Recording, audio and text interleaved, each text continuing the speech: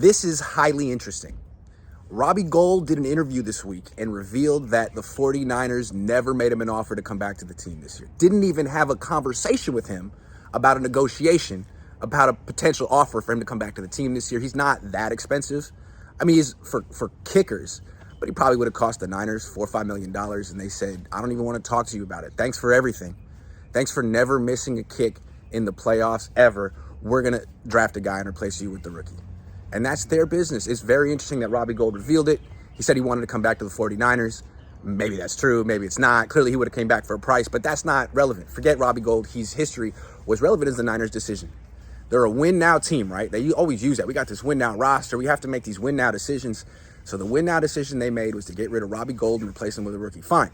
They also made another one. Get rid of Jimmy Garoppolo and replace him with Brock Purdy in his 8 career starts, or Sam Darnold if Brock's not ready, or Trey Lance, whatever. Which decision is more controversial? I think the kicker decision is more controversial. I mean, Jimmy's good, but he's kind of expensive. The Niners couldn't really afford him anymore. And you could argue that they can make it to the playoffs without him. And then once the playoffs start, he's not any good anyway. They could replace his playoff production. Like Brock pretty much did that last year. Brock wasn't great in the playoffs. He had one really good half in the second half against the Seahawks, but he survived until the NFC Championship game. But I mean, he essentially replicated Jimmy Garoppolo's playoff performance. I think Trey Lance could probably do it too, maybe even Sam Darnold. So it's not a high bar, the Jimmy Garoppolo playoff performance level, whatever. Robbie Gould's a different story. You can say what you want. He's old, his legs getting weaker. But in the playoffs, he's literally never missed a kick.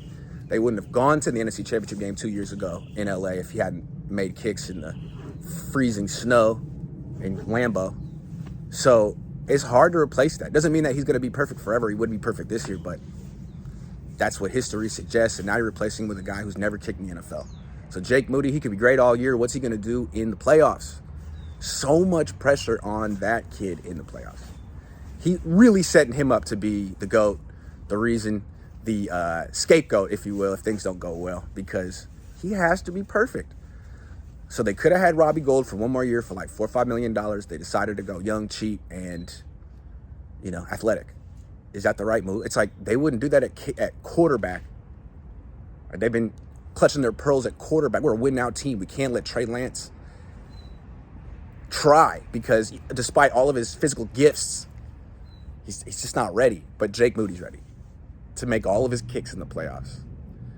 And they could have had Robbie Gould for like a little bit more.